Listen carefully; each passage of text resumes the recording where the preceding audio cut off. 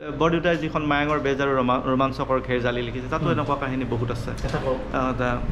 এইটোতো সেইটো মায়াঙৰ বেজ আৰু ৰোমাঞ্চকৰ ঘেৰজালি যিটো বাঘ ধৰাৰ পদ্ধতিটো, বাঘ ধৰিবলৈ বেজে বাঘ মানে তেতিয়াহে ধৰে যেতিয়া বাঘটোৱে গাঁৱৰ গৰু ছাগলী পোৱালি বা এইবিলাক অনিষ্ট কৰে। দীৰ্ঘদিন ধৰি যেতিয়া অনিষ্ট কৰিব তেতিয়া ৰজাৰ ঘৰত বোলে মেল বহে যে কি কৰা যায়, বাঘটোতো বহুত অপকাৰ কৰিছে, আমি তাক মাৰিব লাগিব এতিয়া। সেই সিদ্ধান্ত এটা হোৱাৰ পিছত বেজকেইজনকো মাতি আনে। সহায়টো হ'ল বেজকেইজনৰ, বেজকেইজনে যে ৰাইজে যদি মানে অনুমতি দিয়ে আমি পাৰোঁ আৰু সেইটো ধৰিব পাৰোঁ। তাৰ আগে আগে ভগৱতী থানলৈ যাব গোটেই ৰাইজ, তাত পূজা কৰিব। ভগৱতী থানক কিয় পূজা কৰে যে হে মা ভগৱতী তোমাৰ বাহনক আমি হত্যা কৰিবলৈ ওলাইছোঁ, মানে ভগৱতীৰ বাহন বাঘ, গতিকে দায় দোষ নধৰিব, আমাৰ গাঁওখনৰ বৰ অপকাৰ কৰিছে বুলি পূজা অৰ্চনা কৰি বেজ আৰু তেওঁ লেটুকীয়া বেজসহ বেজ মানে যি টুকুৰা হাবিত বাঘ থাকে সেই হাবি টুকুৰালৈ মাজৰাতি গুচি যাব। গুচি গৈ মানে গছৰ ওপৰত উঠি থাকে, উঠি পেলাই প্ৰথম এটা নিৰীক্ষণ কৰে কোনখিনিত আছে বাঘটো। অনুমান কৰি লয় যে এইখিনিত বা গম পায়, আগদিনাখনেই গম পায় আৰু বাঘটো ইয়াতে আছে। তেতিয়া যি টুকুৰা হাবিত মানে বাঘটো থাকে সেই হাবি টুকুৰাৰ চাৰিওফালে বেজে মানে এই এন্দুৰৰ মাটি যে এন্দুৰৰ মাটি মানে পাচিত লৈ পেলাই দলিয়াই মন্ত্ৰ মাতি মানে এনেকৈ বান্ধি দিয়ে, বাঘ বন্ধা মন্ত্ৰ। পিছে পিছে লেটুকীয়াকেইটা দৌৰি থাকে, মানে 7 পাক দৌৰিব গোটেই হাবিটোৰ চাৰিওফালে, বাঘটো মাজত থাকে। তাৰপিছত বান্ধি দিয়াৰ পিছত বাঘ আৰু তাৰপৰা ওলাব নোৱাৰে।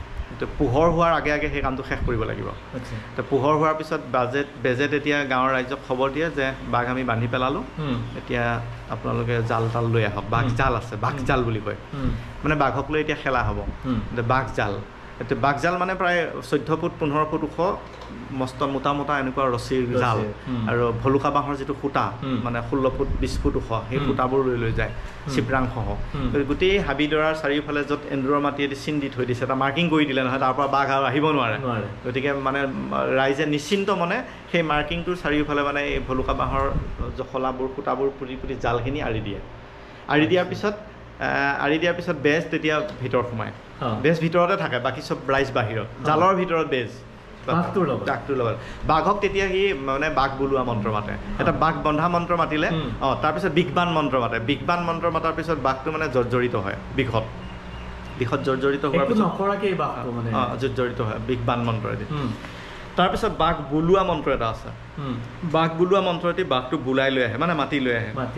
সেইটো টেমিং আৰু এইটো মানে হিপনটাইজ কৰি দিয়ে বাঘ বুলোৱা মন্ত্ৰ। তাৰপিছত বাঘটো অট'মেটিকেলি আহি বেজজনৰ ভৰিত এনেকৈ